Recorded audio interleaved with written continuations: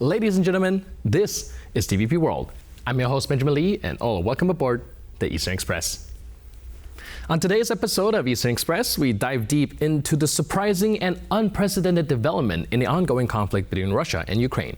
In a bold and unexpected move, the Ukrainian Armed Forces have launched an offensive operation in Russia's Kursk region, catching not only the Kremlin, but also Ukraine's Western allies off guard.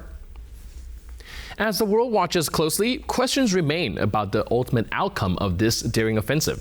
How has this operation changed the strategic landscape of the war, and what does it mean for the future of both Ukraine and Russia? How are both sides preparing for the next phase of this intensifying confrontation? Let's find out more in our report.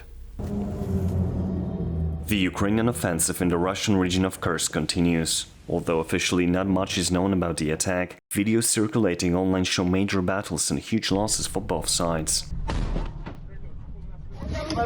Although initially Russia was downplaying the Ukrainian attack, it now says that 76,000 people have been evacuated from border areas, where a state of emergency has been declared by local authorities. Various sources have reported that Ukrainian troops have penetrated up to 30 kilometers into Russian territory, marking the deepest incursion since Moscow's full-scale invasion began.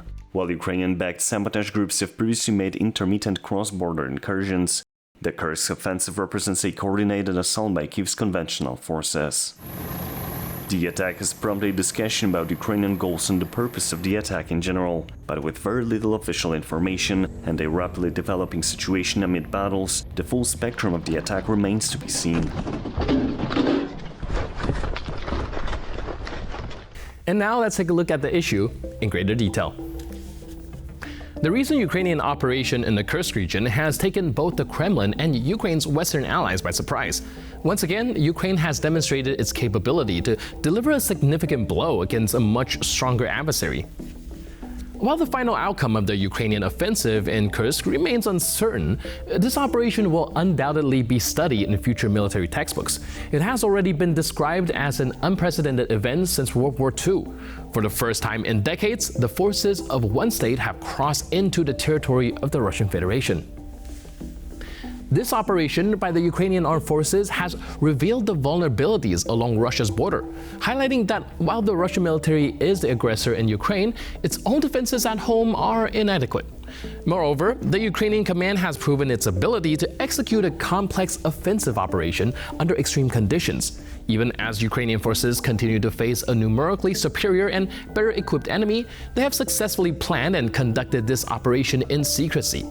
This achievement not only underscores the resilience and tactical prowess of the Ukrainian military, but also signals a significant shift in the dynamics of this conflict. From the very first day of the operation, Russian authorities attempted to downplay its significance. Initially, Russian Ministry of Defense claimed that the border has been attacked by around 300 Ukrainian militants and that the diversionary reconnaissance group was repelled, kind of retreating back into Ukrainian territory. However, footage published online from Russian reconnaissance drones indicated that regular Ukrainian Armed Forces units equipped with heavy weaponry were crossing the border from the Sumy region. Now, this occurred amid complete silence from Kyiv. The Kremlin was unsure how to respond, as it became increasingly difficult to control the true state of affairs. Now, on the second day of the operation, according to Russian commentators, Ukrainian forces has penetrated 10 to 15 kilometers into Russian territory, taking control of around 10 settlements. On August 7th, Vladimir Putin convened an emergency meeting of the Security Council, during which he declared that the Kyiv regime had carried out a large-scale provocation. In response, Gary Tabak promised a swift recapture of the territory in the Kursk region. The Russian command also acknowledged that the attacking forces consisted of approximately 1,000 troops with additional reserves. Video emerging from the conflict showed the Ukrainian military using Western equipment such as American Stryker armed personnel carriers, which are only part of the inventory of specific airborne assault brigades.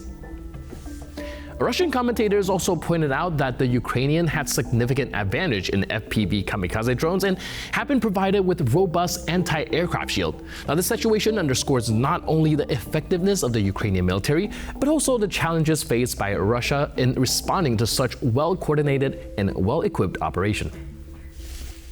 And now, here to shed more light on the issue is Gary Tabak, former Chief of Staff, NATO Military Liaison Mission in Moscow. Hello, sir, and welcome to Eastern Express. Thank you, Bentley. Always look forward to your challenging questions. Right, so we are looking at the Kursk region and Ukraine's, well, counteroffensive, so to speak. And of course, there's still a lot of fog of war going on, and we're hoping that you can help us dissipate some of those. So what are some of the information on the ground that you can let us know as of the moment? Well, as far as I know, again, there's no official statements except that President Zelensky says that the Ukrainian troops are there. They have broken through the two defense lines of Russians, and they're advancing.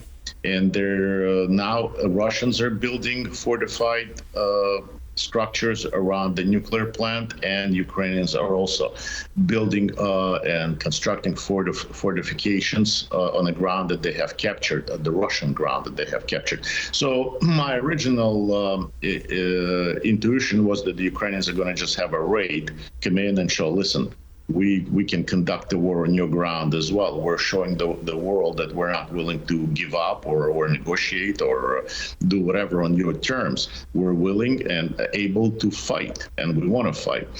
It was, and I thought that it was just going to be a raid, but apparently it looks like they're digging in. So they're not going to leave very quickly in any event.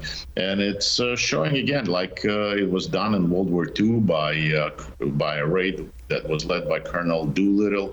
From our aircrafts, he flew our army bombers and bombed Tokyo and came back, and they knew they weren't going to come back. They didn't have enough fuel, so they crashed in China, and the Chinese then resistance was helping to save. It's shown in Pearl Harbor, in the movie Pearl Harbor, very, very well in it. And it was the same thing as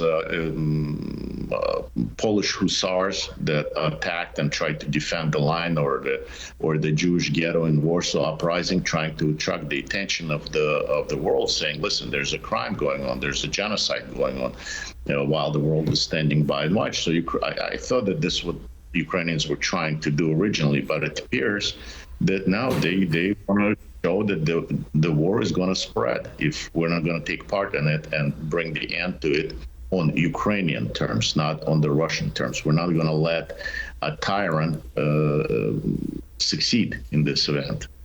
All right, so like I mentioned, the war is indeed spreading if nothing's being done about it, and it's not being brought to an end. Where do you see this going eventually? Well, unfortunately, I think that life is not fair. Unfortunately, it all depends on U.S. elections, on our elections, depending who's going to win. Again, you have to ask a question, why are the Ukrainians doing it now? Why didn't they do it during the 3 years? Well, maybe because their hands were tied behind their back and they were not allowed to conduct any kind of operations on the Russian grounds.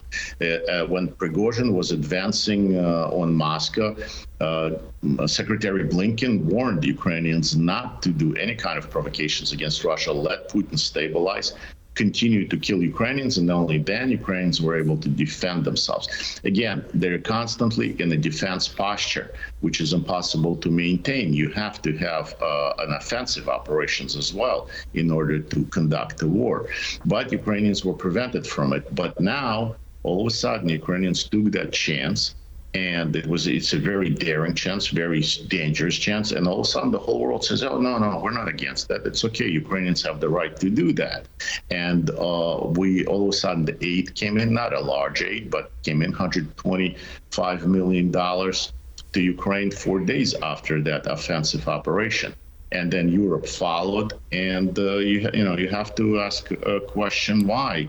Well, maybe because our president is out. There's nobody in charge of the United States, and they can do without us dictating them what to do or how to fight.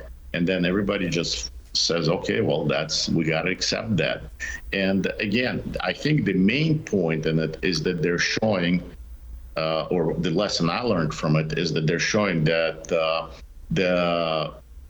the agreement, or I guess unauthorized agreement, between Putin and President Biden, that the war will not be on the grounds of Russia. That's what made Russians relax and be assured that the Ukrainians would not take the war to their territory. But since President Biden is not anymore really, he's not even a lame duck, they're saying he's Peking duck or whatever now, he's gone, that they can do it, and that's why Russians were caught off guard. Because you got to ask yourself a question, why the Russian borders were not secured, were not protected with a country that they're conducting a war against. So the Ukrainians kind of walked in and broke through the defense lines that they had. So Russians were assured by the Western alliance, by the United States, that the Ukrainians have no right and will not conduct the war on their ground. And as a proof was a Prigozhin advance on Moscow. So now, things are changing. Things are changing on the battlefield. There's a lot of motivation in Ukraine, even though Kyiv and other cities are being bombarded heavily. Yesterday, a family was killed in Kyiv. A missile hit a civilian building, and the family was killed. But still, the Ukrainians are very inspired that they have the army, they have brave ones that are able to conduct and fight for their freedom. Do you think that the Russians have dedicated so much forces in their front line because of believing that Ukrainians won't hit back, that eventually led to the Ukrainians being able to actually push that far into the Kursk region? Well, me being from that region myself and dealing with it my entire career, I also give it what's called a Russian excuse for incompetence. So they sometimes do things and you wonder why they did it, because it's not going to work anyway. I don't think Russians have lack of troops. They can pull them from the eastern Russia. They can pull them from all over. It's a huge country. It's a huge amount of people that they can expand. But I think they were not ready for it. They were assured that it was not going to happen, where Ukrainians proved them wrong. And I think it is solely on the Ukrainian bravery and daring raids that they were able to conduct before. For instance, sinking the Black Fleet, the country that has no fleet, sunk Russian unsinkable, unbeatable Black Sea Fleet. So, I think that was not unexpected. The Russians were not ready for it, and it's incompetence on their command.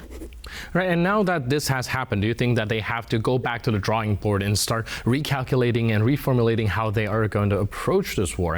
When the Russians are sure that the Ukrainians won't attack, that's one thing, but now things seem to have changed. Do you expect any reshuffling within the Russian ranks, or any movement in the front line that require them to pull some troops back to avoid things like that happening? What are your predictions?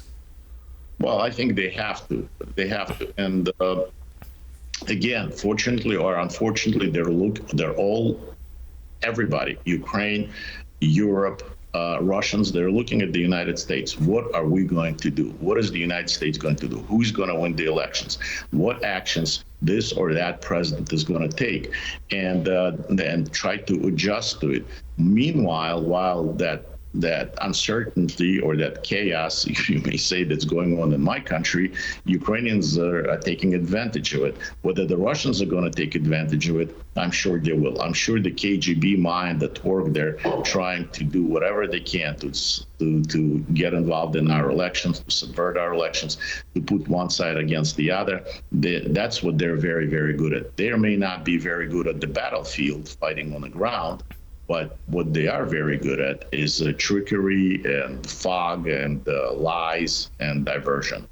Right, sowing division is definitely in Russia's playbook. We've seen throughout all these elections, they meddle on both sides of the aisle to try to kind of meddle in these type of things. Well, you just mentioned President Biden earlier, and maybe his governance have hindered Ukraine's ability to strike back. However, looking down at the other side of the aisle, we do know that Trump's running mate, J.D. Vance, for example, have been vocal advocates of not supporting Ukraine in its war. Do you think that by choosing him as his running mate, Trump is also going to be laying off Ukraine, or at least the support of it? Well, President Trump is very clear about it, that he was not going to accept. He was asked that question twice during the debates. Are you going to accept the Russian terms? And he said no. They said, are you sure? He said no, twice. They didn't ask that question of Biden. And he kept saying that drill, baby, drill. We're going to drop the oil prices and the Russian machine will stop. It's as simple as that. He mentioned a lot of other things, like he was going to bring nuclear submarines to the shores and things like that. Yes, J.D. Vance, I think, is taken out of context a lot. Again, we have to remember that J.D. Vance is a war veteran himself. He's gone to war. He understands a little bit better than average person what it's all about. His question is, how long we're going to be financing this war? How long we're going to be putting money in it, and what is the result? So he's just as Trump is a man of money. So he's saying, are we going to continue to send 60 billion, 62 billion, 61 billion, trillion, whatever money into it without having any kind of plan, without having any kind of structure to it? What is the result? What are we investing in? What is our goal in this war? And this is the questions that Republicans have been asking for over a year. And in that last bill that was passed, with the one that's $61 billion, where about $8 billion goes towards war effort in Ukraine. There is also a statement there that ordering actually a law, putting it into law, that President of the United States has to submit a plan within 60 days of what is this money spent on, which he hasn't, which President's office has not submitted it. So there's constantly this tug of war. But I think that the main point is that we give a lot of credit to the Vice President. Vice President is a mirror reflection of the President. Whatever the President is going to say, Vice President has to repeat it. He's only there for one job and only one job, is if in case something happens to accept what's going on now. Otherwise, that's what's supposed to be. That the president, he has to step into the place of a president if there's something happens to the president. But the more important position is Secretary of our Foreign Affairs, the State Department, Secretary of State Department, and the National Security Advisor. Right, so there's definitely a lot of elements coming into this, but unfortunately we are running a little bit short on time. So thank you so much for helping us breaking this all down. Really appreciate your input. Thanks again for being with us on Eastern Express. Appreciate it. Thank you. Thank you very much, Bentley. Bye-bye. And now we're moving on to the Eastern News Flash, a series of all the other stories from the East that you don't want to miss. Ukraine and Russia accuses each other of causing the fire at the Zaporizhzhia nuclear power plant. The fire has already been extinguished, as assured by both sides. The Ukrainian authorities point out that there is no danger to local residents and radiation indicators are normal. Ukrainian President Volodymyr Zelensky has published a video accusing Russia of starting a fire on the grounds of the Zaporizhzhia nuclear power plant, the largest such facility in Europe. Although the fire is said to be extinguished now, it has prompted concerns about safety around the facility. A local official in the Ukrainian city of Nikopol, which looks out onto the plant, said there was unofficial information that Russian forces had set fire to a large number of car tires in the cooling towers. The head of the International Atomic Energy Agency, Rafael Grossi, meanwhile, has said that he was informed by the Russian side that there had been a drone attack on one of the cooling towers. Russia captured the plant, which is on Ukrainian territory, shortly after the full-scale invasion. Its 6 nuclear reactors are currently in cold shutdown. Ever since its capture, there is a widespread concern about the safety of the plant. Iraqi pro-Iranian groups are threatening to attack U.S. bases if the United States uses Iraqi airspace to attack Iran. Iraqi Prime Minister al-Sudani assured U.S. Secretary of State Blinken, however, that he was making efforts to prevent escalation by pro-Iranian groups. The Islamic Resistance of Iraq, a coalition of militias under the umbrella of Iran, has issued a stern warning to U.S. forces against any potential attacks on Iran. Previously, the U.S. Secretary of State Antony Blinken had warned the Iraqi Prime Minister Mohammed Shia al-Sudani about the intentions of armed factions operating in the country, which are loyal to Iran and have become more aggressive in their tone against U.S. forces in the region. According to the U.S. officials, since October 7th and the start of the war in Gaza, American troops have come under attack more than 160 times in Iraq and Syria. Jordan has secretly provided Israel with information that the Houthis, disguised as tourists, are trying to infiltrate across the border into the Jewish state.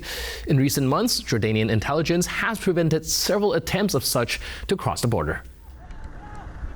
According to Israel, some 4,000 people illegally infiltrated the Jewish state through its eastern border with Jordan in the first half of 2024 alone. By comparison, in all of 2023, Israeli security forces arrested fewer than 90 foreigners who have tried to penetrate the eastern border. There is a mounting concern in Israel's security establishment that pro-Iranian elements could attempt to penetrate the eastern border to commit a mass attack. This has prompted Israel to enforce its troops on the border. The frontier with Jordan extends 190 miles, making it Israel's longest border. Jordan has a majority Palestinian population, and its rulers have taken an increasingly hostile tone since the start of the current Hamas war. The terrorist group ISIS-K has claimed responsibility for an explosion in the Afghan capital, Kabul. The group said in a statement that it had detonated an explosive device targeting carrying members of Shia minority community, killing and wounding about 13 people.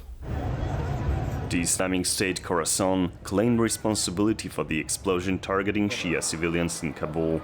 In an encrypted signal chat, affiliates of the group also claimed that one of its members captured a video of the scene following the explosion. The part of Kabul where the attack occurred has been repeatedly targeted by the ISIS affiliate in Afghanistan.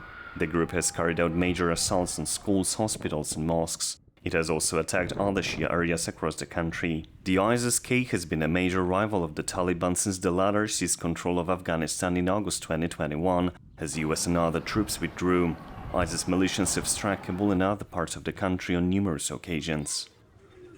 And that's all on this episode of Eastern Express. But for more news, update, and commentary, please stay tuned to TVP World.